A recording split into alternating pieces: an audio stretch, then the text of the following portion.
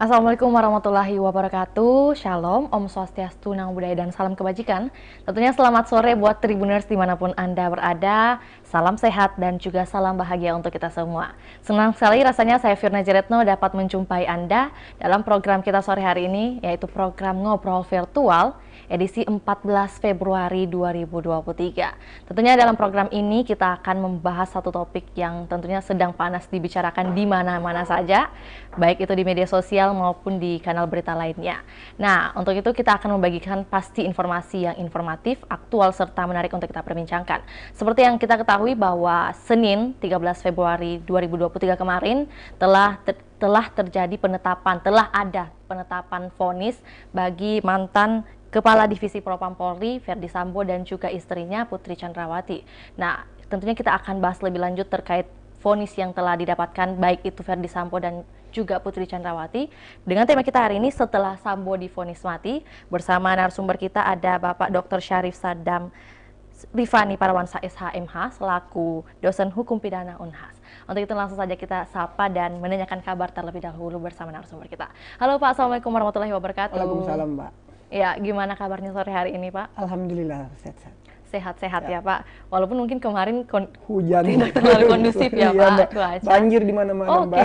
Tapi gimana, Pak, kalau di perumahan Di perumahan Bapak? saya alhamdulillah enggak. Aman ya, Pak? Aman, iya. Oke. Jadi aktivitas mungkin kemarin sempat terbatasi juga, sempat Pak, ya? terbatasi juga kemarin karena hujan deras kan nggak berhenti-berhenti, jadi ya Ya. akses juga terbatas banget untuk mau keluar masuk gitu. Tapi kan aktivitas untuk mengajar belum ya, Pak? Belum, kami di Unhas nanti mulai 20 aktivitas kalau nggak salah ya? mengajar, iya tanggal 20 Februari. Oke. Jadi memang kalau dikatakan Pak aktivitas keseharian mungkin mengikuti perkembangan berita isu atau isu Verdi Sambo kah atau Iya. apa nih, Pak?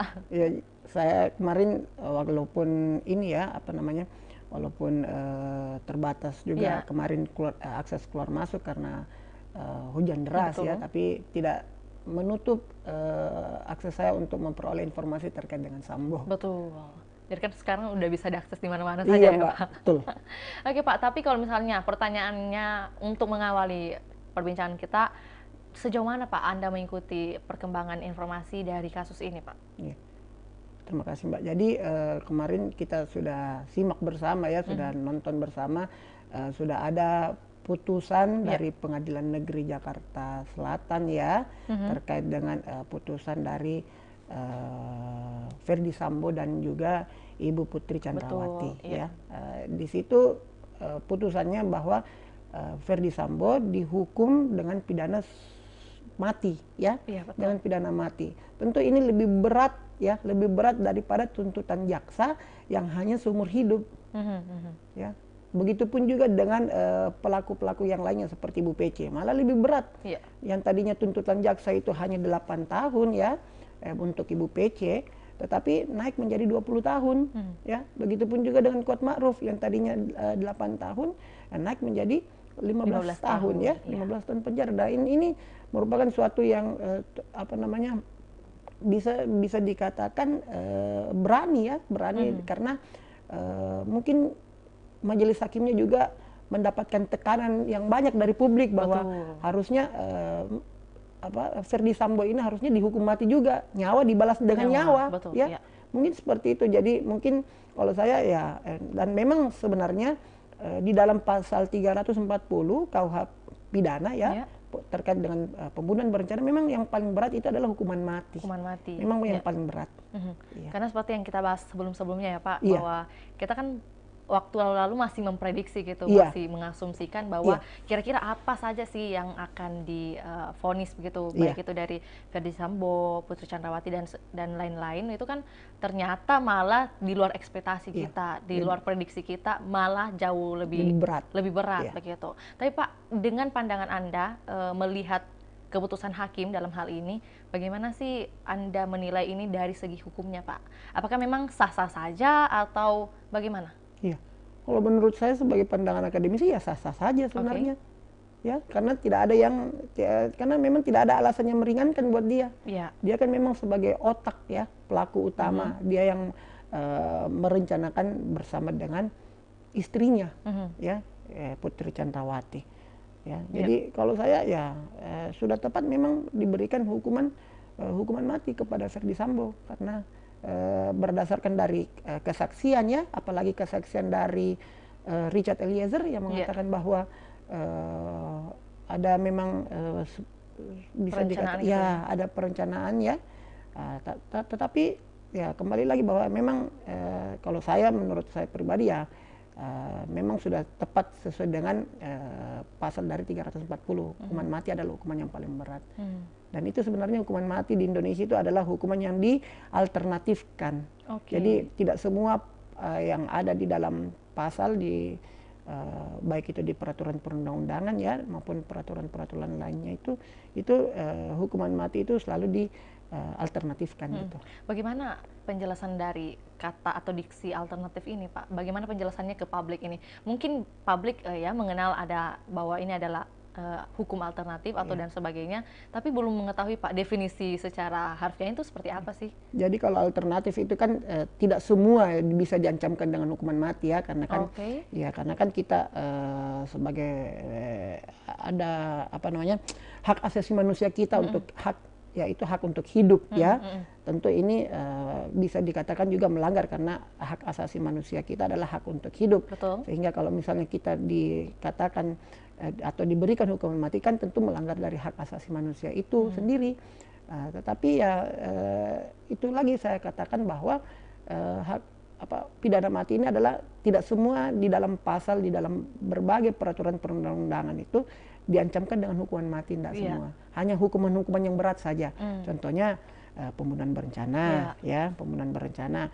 Terus kejahatan terorisme juga ada pidana matinya, ya. Terus tindak pidana korupsi juga ada pidana matinya, ya.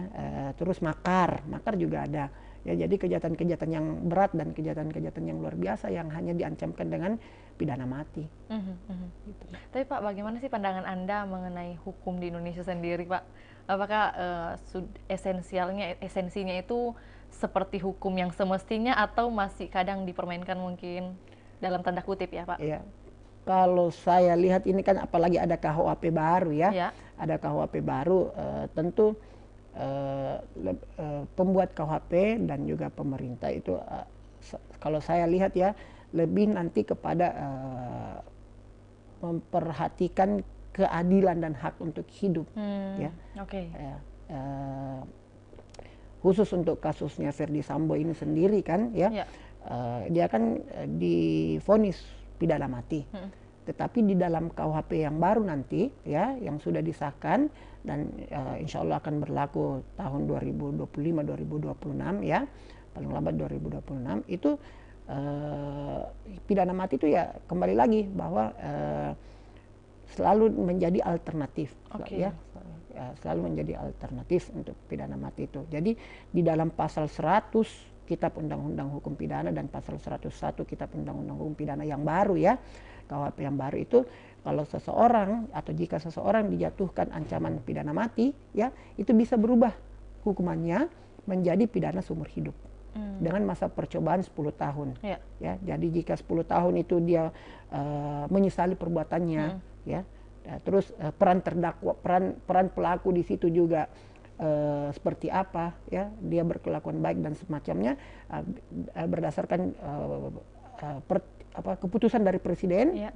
dan juga berdasarkan pertimbangan dari Mahkamah Agung, hukuman pidana mati di dalam KUHP itu nanti bisa berubah menjadi pidana seumur hidup. Oke, nanti View akan tanyakan lebih jelas Pak terkait hal ini. Mungkin tadi kan agak bersambung-sambung begitu ya. Tapi nanti View akan menanyakan ulang terkait detailnya seperti apa. Tapi sebelum itu Pak, tadi kan sudah dijelaskan bahwa keputusan yang dikeluarkan kemarin ini kan dari majelis hakim begitu, hakim ketua yang membacakan. Tapi Pak, apa sih bagaimana proses atau sistematika dalam mengambil keputusan ini? Apakah para hakim berunding sendiri dan tentunya kan menjadi rahasia publik begitu ya? Apakah ada istilah begitu Pak, istilah dalam hukum mereka merundingkan keputusan ini?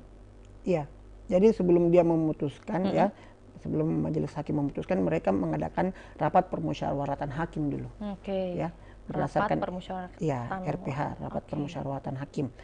Mereka di situ berunding dan memutuskan bahwa hukuman apa berdasarkan dari fakta-fakta persidangan, ya, berdasarkan dari alat bukti dan barang bukti, ya.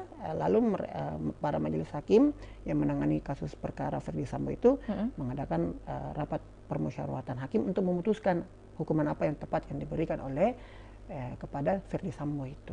Ferdy Sambo CS gitu ya, Pak. Oke, jadi kan mungkin beberapa waktu yang lalu kita kan menanti-nanti nih kapan keputusannya, kapan vonisnya. Jadi sebenarnya untuk sebagai informasi tambahan begitu ya Pak, kalau sebelum adanya sidang vonis, jadi pastinya majelis hakim itu berunding melakukan rapat RPH itu ya. Mereka melakukan rapat permusyawaratan hakim untuk memutuskan hukuman apa yang diberikan berdasarkan dari fakta-fakta persidangan, ya. Jadi step-stepnya itu Pak hingga pembacaan vonis kemarin itu, sebelum vonis kan ada RPH. Kemudian sebelum RPH lagi ada sebelum vonis itu mereka mengadakan rapat dulu. Mereka aja bertiga yang tahu. Nggak bisa orang lain tahu, dan nggak disiarkan langsung oleh nggak bisa. Ya, nggak bisa. Jadi mereka aja yang bertiga yang tahu apa yang menjadi putusannya, ya itu. Pantas saja masyarakat Indonesia pasti dak-dikduk, penasaran juga apa yang akan diputuskan begitu ya. Penasaran juga nanti besok ini kalau hari Rabu besok yang saya tahu putusan ini ya dari Richard Eliezer ya besok ya.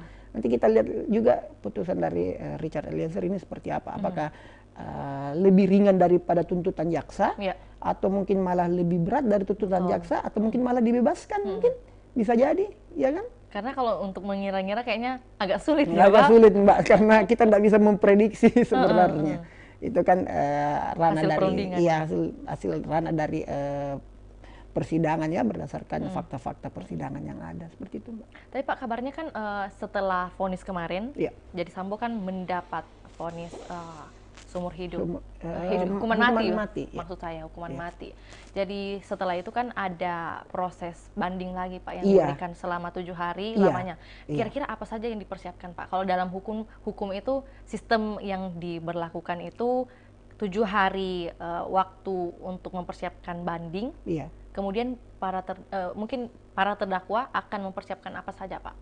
Ya, jadi kemarin kan putusan ya, putusan vonis, lalu diberikan waktulah 7 hari, ya 7 hari, dalam hal ini 7 hari kerja ya, bukan 7 hari Senin dihitung Sabtu Minggu, enggak ya, kan 7 hari kerja.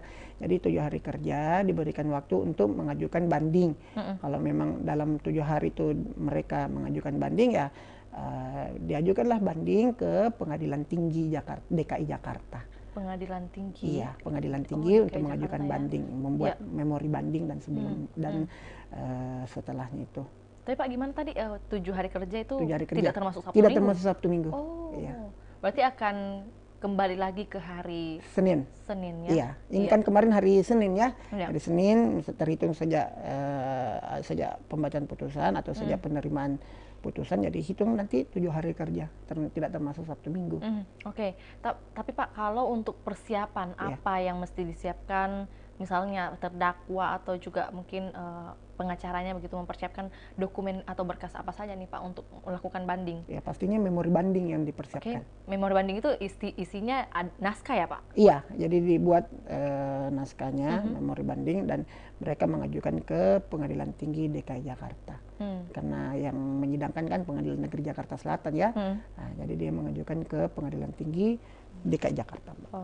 Jadi kan sebelumnya ini kan di Pengadilan Negeri Jakarta Selatan, kemudian nanti ada banding di Pengadilan Tinggi DKI Jakarta. Berarti hakimnya pasti berbeda juga. Berbeda lagi, hakim tinggi nanti yang menangani. Jadi kan istilahnya ada juga yang menyuarakan nih Pak, atau juga memberi apresiasi bagi hakim ketua, khususnya Pak Wahyu Iman Santoso, bahwa netizen ya, kalau beredar di sosial media Pak, harus diberi apresiasi karena kan sudah berani memberikan vonis hukuman mati gitu. Apalagi kalau mau dilihat kan ini profilnya adalah seorang jenderal begitu. Tapi Pak, kalau untuk menanggapi hal ini memang sudah semestinya Pak diberi apresiasi, atau memang kan kewajiban seorang hakim Pak? Pertama kita perlu mengapresiasi juga ya, karena beliau sangat berani memberikan pidana mati kepada Verdi Sambo ya, apalagi yang tadi Mbak Vio sebutkan bahwa adalah mantan jenderal ya. Dia mantan jenderal, tentu kita apresiasi. Tetapi juga kita lihat dari satu sisi, karena ini banyaknya tekanan publik mungkin, banyaknya tekanan publik karena merasa bahwa ini nyawa loh, nyawa yang ini kan ya, yang dibunuh ini adalah nyawa, yang dihilangkan ini nyawa, sehingga orang mengatakan bahwa kalau nyawa dibalas dengan nyawa. Ya, balas nyawa dengan balas dengan nyawa, sehingga mungkin ya pertama kita mengapresiasi lah karena kinerja dari Hakim Pak Wahyu Iman Santoso ya. Yang kedua juga mungkin karena adanya tekanan-tekanan publik mungkin ya, sehingga mereka memberikan hukuman itu mungkin ya, mungkin. Tapi tentu terlepas dari tekanan publik ya, kita perlu mengapresiasi lah berdasarkan dari fakta-fakta persidangan juga ya, alat-alat bukti dan juga ada barang bukti, sehingga ya tentu terlepas dari tekanan publik lagi yang saya katakan bahwa ya, tentu kita mengapresiasi putusan dari majelis hakim ini. Jadi bukan serta-merta hanya karena kewajiban, tapi juga karena ada tekanan juga ya. Iya, bisa jadi karena ini kan banyak yang ini Mbak ya, banyak yang menyimak, banyak yang menonton, yang tadinya orang tidak tahu hukum sama sekali jadi tahu hukum. Yang tadinya orang misalnya awam akan hukum, dia menjadi lebih kritis akan hukum kan, karena Verdi Sambo juga ini, karena banyaknya apa namanya apa sih namanya, ada ilmu baru gitu. Iya, ada ilmu baru juga. Terus perhatian dari publik kan luar biasa perhatiannya kepada kasus Verdi Sambo ini kan. Iya. Apalagi kan dengan adanya Pak isu bahwa KUHP ini, KUHP yang terbaru kan dikeluarkan karena ada kasus ini Pak. Jadi agak gimana juga bahasnya ya Pak, apakah benar seperti itu karena ada kasus ini? Allahnya Allah yang tahu itu, kita nggak bisa menterka-terka ya. Jangan sampai nanti kita ini bagaimana ya tentu, tapi ya kita juga perlu ini, karena di KUHP baru ya, hukuman mati itu dialternatifkan. Jadi Pak sebelumnya memang tidak dialternatifkan Pak? Tetap dialternatifkan, karena tidak semua di dalam isi pasal dalam berbagai peraturan perundang-undangan, baik itu KUHP maupun undang-undang yang lain, itu tidak semua ada hukuman matinya gitu. Jadi Pak, apa sih keistimewaan terbaru nih dari KUHP terbaru juga? Lebih dikedepankan itu adalah keadilan sebenarnya di dalam KUHP baru itu. Jadi lebih diutamakan atau lebih dikedepankan restoratif justice, gitu. Jadi jadi terus juga jenis-jenis sanksi yang diancamkan di dalam KUHP baru itu lebih banyak. Salah satunya itu adalah adanya pidana kerja sosial. Itu juga ada di dalam KUHP yang baru itu. Ya, jadi dilihat dari tingkat kejahatannya bagaimana, tingkat keseriusan kejahatannya itu seperti apa. Pak, kalau yang menarik ini, yang menarik untuk menjadi pertanyaan, pastinya juga Tribuners penasaran Pak, mengenai restoratif justice.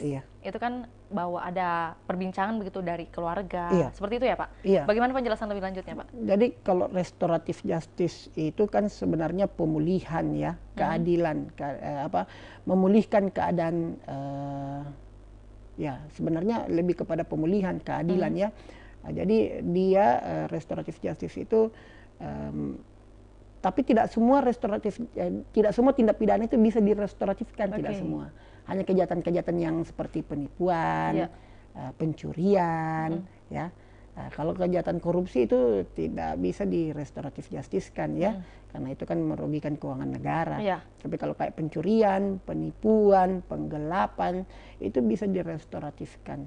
Jadi syarat-syarat restoratif justice itu hukumannya di bawah, kalau saya tidak salah itu di bawah 7 tahun dan kerugiannya tidak melebihi dari 2.500.000. Jadi kejahatan-kejahatan yang kecil-kecil aja, pencurian kayak gitu. Berarti dalam hal ini tidak berlaku. Tidak berlaku restoratif justice. Tidak bisa berlaku karena ini kan hukumannya kan 15 tahun, diancam paling tinggi 20 tahun, seumur hidup, dan pidana mati di dalam KUHP pasal 340 ya, terkait dengan pembunuhan berencana. Jadi kalau pembunuhan berencana tidak boleh ininya, Restoratif. tidak boleh direstoratifkan, kecuali kalau misalnya walaupun misalnya dia sudah didamaikan ya, walaupun dia sudah didamaikan bahwa oh ya sudahlah biarlah kalau memang misalnya seperti itu, tetap tidak akan menghentikan hukumannya, tidak akan menghentikan penuntutannya.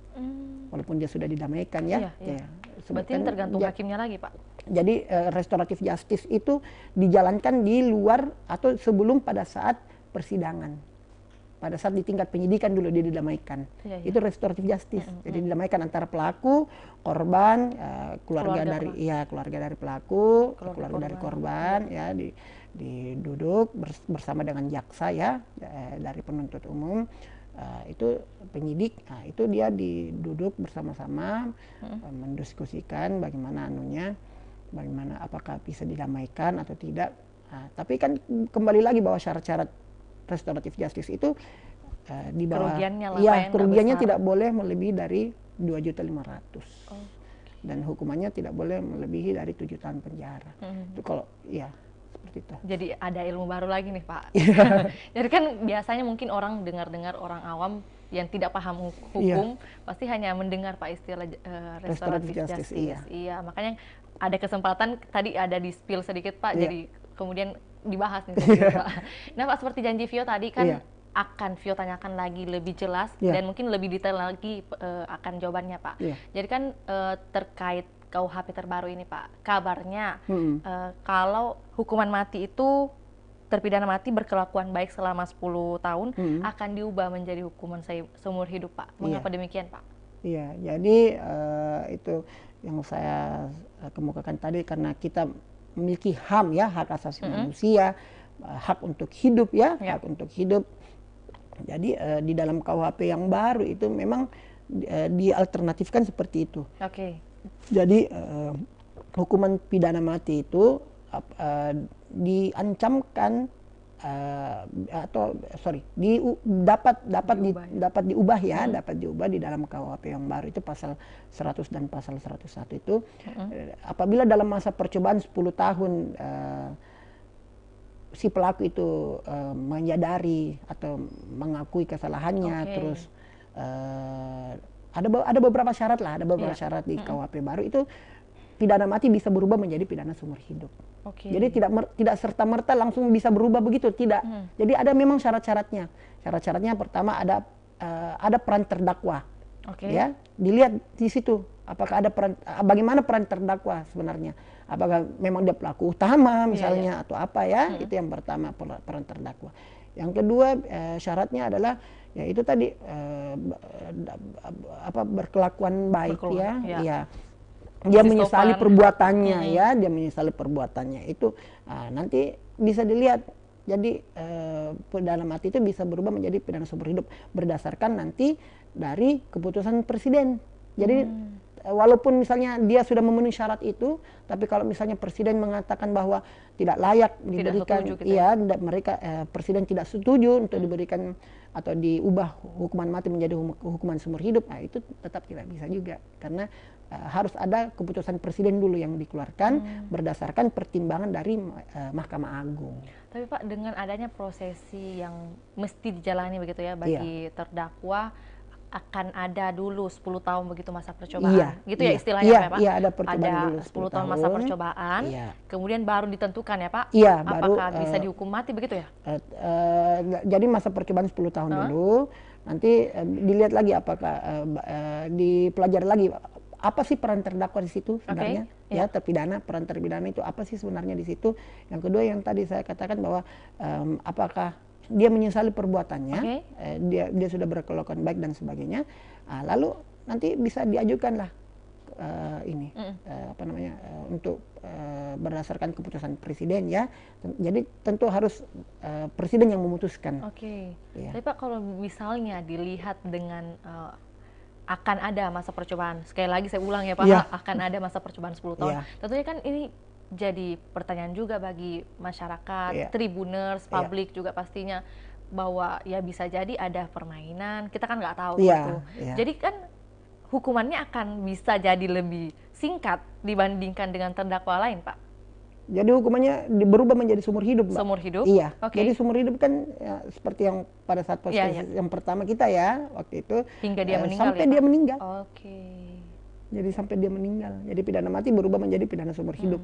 Berdasarkan syarat-syarat yang disebutkan di dalam pasal 100 sama pasal 101 KUHP yang baru. Iya. Tapi Pak, kalau untuk mengikuti KUHP terbaru ini pastinya masyarakat juga ya kurang puas juga ya Pak. Iya. Masih pasti banyak kontra gitu. Iya. Bahkan tidak ada pro-nya Iya. dengan adanya KUHP ini. Iya. Jadi karena kalau untuk menunggu 10 tahun ya masih bisa berkelakuan baik lah Pak ya. Orang kan bilang hukuman mati nih, nyawa dibalas nyawa sudah pasti nih ini. Tapi sebenarnya dia masih bisa mengajukan banding 7 hari. Nah, setelah itu banding kalau misalnya menguatkan putusan dari pengadilan negeri ya dia bisa mengajukan kasasi lagi. Kasasi. Ada lagi upaya hukum luar biasa peninjauan kembali ya. Ada lagi terus dia kalau pidana mati juga masih bisa mengajukan gerasi. Gerasi itu pengampunan. Ya sampai ke presiden ya Pak. Iya sampai ke presiden. Jadi gerasi itu adalah pengampunan berupa pengurangan masa hukuman, pengubahan atau malah penghapusan hukuman pidana yang diberikan oleh presiden kepada si terpidana. Tapi Pak, apakah ada peluang Pak lolos dengan adanya, masih ada beberapa tahapan yang tadi sudah disebutkan, kasasi, peninjauan kembali, bahkan sampai gerasi nantinya Pak? Iya, gerasi itu kan pengampunan ya. Apakah Ferdy Sambo akan lolos Pak? Nanti kita lihat, kita belum bisa ini ya. Prediksi ya Iya, Pak? kita belum bisa prediksi, apalagi kalau kita lihat dari perannya si Ferdy Sambo ini kan sangat, dia memang yang pelaku utama ya, dader ya. Dia dianggap sebagai dader lah. Ya, seperti itu. Tapi tidak menutup kemungkinan juga Pak, dengan misalnya nanti akan pada tahap ke gerasi nih ya Pak. Jadi kan mungkin ada pertimbangan seperti misalnya telah menjabat seberapa lama di Polri, begitu ya. Bagaimana mengingat jasa-jasa Ferdy Sambo ini di Polri. Pastinya itu juga menjadi pertimbangan, ya bisa dibilang presiden atau juga elemen lainnya ya Pak. Ya bisa jadi Mbak. Yang pasti kalau hukuman mati ya dia masih bisa mengajukan upaya banding ya, upaya banding, kasasi, bahkan PK, dan juga dia bisa mengajukan gerasi atau pengampunan kepada presiden dan berdasarkan pertimbangan dari Mahkamah Agung. Seperti itu. Oke Pak, yang menarik lagi nih, karena bahwa kabarnya kan udah ada nih KUHP terbaru. Iya. Tapi mesti ditunggu lagi sampai 3 tahun. Iya. Sampai 2026 baru bisa terlaksana ya Pak? Iya, 2026 rencananya. Jadi 3 tahun ini apa yang akan terjadi dengan Ferdy Sambo Pak? Ya itu tadi, persidangan itu. Iya, kalau misalnya dia mengajukan banding, ini kan proses banding juga lama ya, proses kasasi juga lama ya. Kalau misalnya sampai 2026 prosesnya, terus dia berkelakuan baik misalnya, dilihat lagi peran terdakwa, kembali lagi, ya bisa jadi kalau misalnya kenapa tidak tertutup kemungkinan yang tadinya dia pidana mati berubah menjadi pidana seumur hidup. Berarti kalau mau realistis Pak, iya, bisa jadi ya bisa Pak? Jadi seumur hidup aja Pak? Bisa jadi, bisa jadi ya. Tapi kita lihat nanti bagaimana dari para penasihat hukumnya ya, bagaimana, apakah dia tetap mau mengajukan upaya-upaya hukum biasa sampai upaya hukum luar biasa, baik banding, kasasi maupun peninjauan kembali, kita lihat nanti. Oh, ada perbedaan Pak, upaya hukum biasa dan luar biasa? Iya, jadi kalau banding itu dia di pengadilan tinggi ya, namanya upaya hukum biasa, banding. Terus upaya kasasi, kalau upaya hukum luar biasa itu peninjauan kembali di Mahkamah Agung. Di Mahkamah Agung itu dia kasasi dan peninjauan kembali. Itu yang tertinggi ya Pak? Iya. Sebelum ke gerasi? Kalau di luar gerasi itu di luar, iya gerasi itu di luar itu gerasi itu pengampunan Mbak, bukan upaya hukum. Tapi kayaknya peluangnya untuk pengampunan nggak ada deh Pak. Kalau kacamata umat awam ya Pak, nggak tahu kalau praktisi hukum. Iya mungkin ya, tapi kita bisa jadi dia misalnya dia mau mengajukan gerasi misalnya, ya tapi tidak tertutup kemungkinan juga ya, misalnya dia mengajukan gerasi, tapi kalau saya lihat kecil kemungkinan, jangan sampai nanti jadi perhatian, pasti jadi perhatian publik lagi kalau misalnya dia mengajukan gerasi. Kenapa seorang jenderal membunuh orang yang berpangkat rendah, Mbak ya, Brigadir Joshua itu pasti menjadi perhatian publik lagi nanti. Nah Pak, jawaban-jawaban seperti ini Pak yang saya harapkan Pak dari Pak Ivan, bahwa sangat kecil kemungkinannya Iya. dari sudut pandang Pak Ivan Iya, gitu. iya, sangat kecil kemungkinan ya. Walaupun misalnya dia mau mengajukan, tapi sangat kecil kemungkinan karena kan pasti menjadi atensi publik. Iya. Pasti publik bertanya-tanya, kenapa kamu mau mengajukan gerasi? Padahal kamu yang membunuh, kamu yang merencanakan misalnya seperti itu, Mbak ya. Tapi ya itu adalah hak-hak dari warga negara ya jika ingin mengajukan ya. Tapi kan dilihat lagi berdasarkan pertimbangan dari Mahkamah Agung seperti itu. Pak, terus ada juga yang menarik Pak, kalau kita tidak bisa jauh dari pembahasan KUHP terbaru Pak ya. Ada satu video begitu yang sudah beredar di media sosial pastinya, ada pakar hukum nih Pak yang mengatakan bahwa tidak setuju atau kontra dengan adanya KUHP terbaru ini. Kemudian ada statementnya yang mengatakan pasti bukan orang yang mengerti hukum yang membuatnya. Terus disebutkan ada bahwa bukan praktisi hukum, melainkan pasti dosen nih. Nah Pak, kita kan sedang berbincang dengan Pak Ivan selaku dosen nih Pak, khususnya dari hukum pidana gitu. Kalau untuk melihat pernyataan ini, apakah Anda setuju atau malah memiliki statement lainnya Pak? Bisa sambil minum dulu Pak? Iya Pak. Ya. Jadi kalau saya sih pertama ya kita perlu mengapresiasi juga KUHP baru ini ya, karena kemarin KUHP lama kita itu kan sudah sangat tua ya, itu kan bekas peninggalan dari Belanda. Ya. Itu dari tahun berapa Pak? Dari itu 1900-an.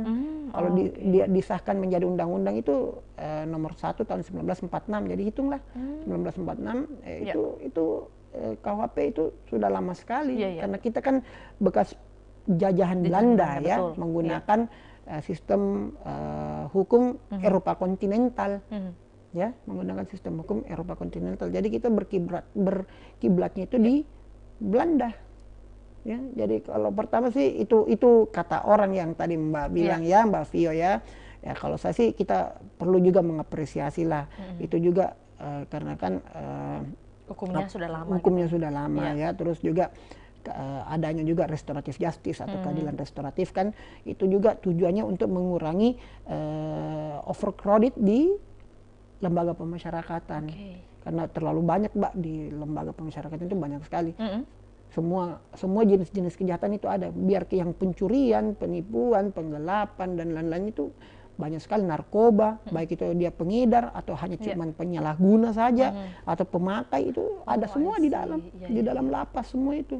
Sehingga kalau misalnya kita kembali lagi, kalau saya sih mengapresiasi dengan adanya KUHP yang baru ini. Nah tentunya kan kita butuh pandangan seperti ini Pak. Jadi kan ada yang mungkin bisa dikatakan sedikit kontra, tapi ternyata dari sudut pandang lainnya dari Pak Ivan sendiri mewakili pakar hukum lainnya istilahnya gitu ya Pak. Ternyata punya pandangan lain bahwa memang hal ini ya kalau mau dilihat hal baiknya perlu diapresiasi karena mengingat sejarah bahwa ini kan sudah lama begitu Belanda Mbak. Jadi udah lama banget ini.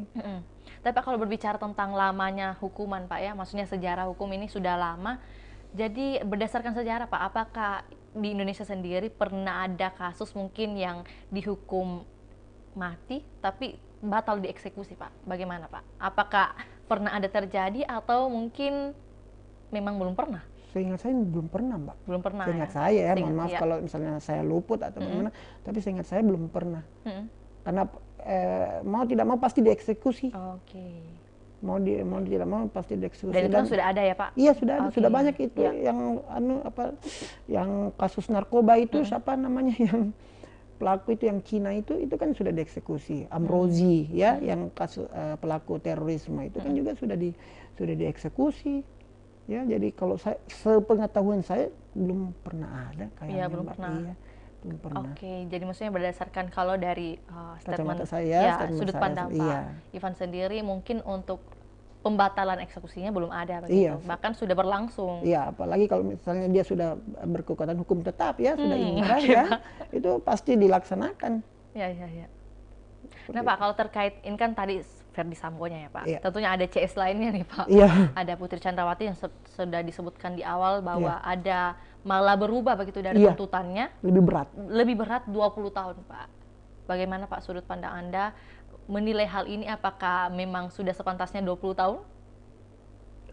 Kalau dilihat dari fakta-fakta persidangan ya, tentu kita juga mengapresiasi karena majelis hakimnya juga berani menjatuhkan hukuman yang lebih berat daripada tuntutan jaksa. Karena selama ini yang terjadi adalah banyak majelis hakim yang malah mengurangi, bukan hanya mengurangi tapi malah membebaskan.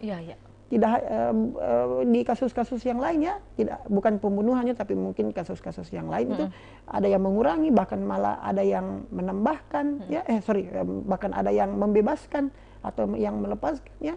Jadi itu kalau memberatkan, menambah itu tentu saya secara pribadi mengapresiasi putusan itu karena berani memberikan hukuman yang lebih berat daripada tuntutan jaksa. Oke Pak, kemudian pertanyaan selanjutnya Pak.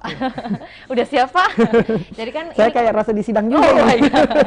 Jangan ya Pak, jadi kita santai aja Pak. Tapi tentu mewakili Tribuners juga Pak. Jadi kan kita ketahui berdasarkan tuntutan dan hasil vonis itu sangat berbeda Pak. Berbeda jauh bahkan lebih tinggi. Apakah ini merupakan juga bisa jadi merupakan satu strategi untuk mengembalikan kepercayaan publik terhadap kepolisian begitu? Bisa jadi Mbak.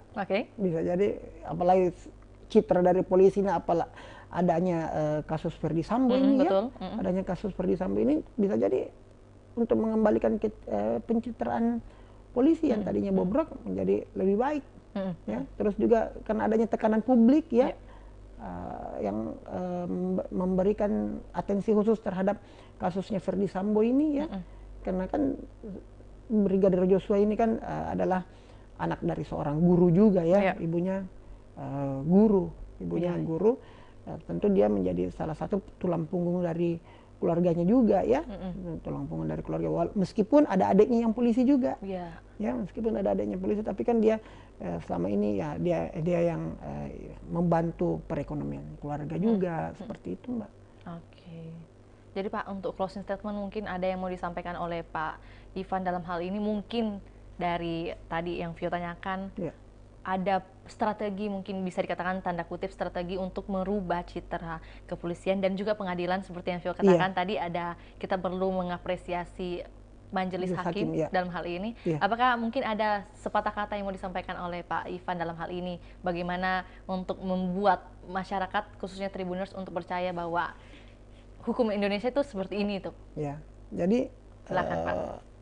Saya sebagai akademisi tentu secara pribadi mengapresiasi dengan hukuman yang diberikan oleh Ferdy Sambo ini, karena kan mau bagaimanapun nyawa nyawa yang dihilangkan. Tetapi juga tentu kita juga harus melihat dari sisi-sisi yang lainnya ya, tentu kita harus melihat juga dari sisi-sisi lainnya, sisi kemanusiaan dan lain-lain sebagainya. Ya kalau saya sih ya nanti kita lihat lagi apakah penasihat hukum dari Ferdy Sambo ini akan mengajukan banding atau bahkan mungkin sampai tahap terakhir ya, upaya hukum terakhir ya peninjauan kembali ya, tidak tertutup kemungkinan juga Mbak.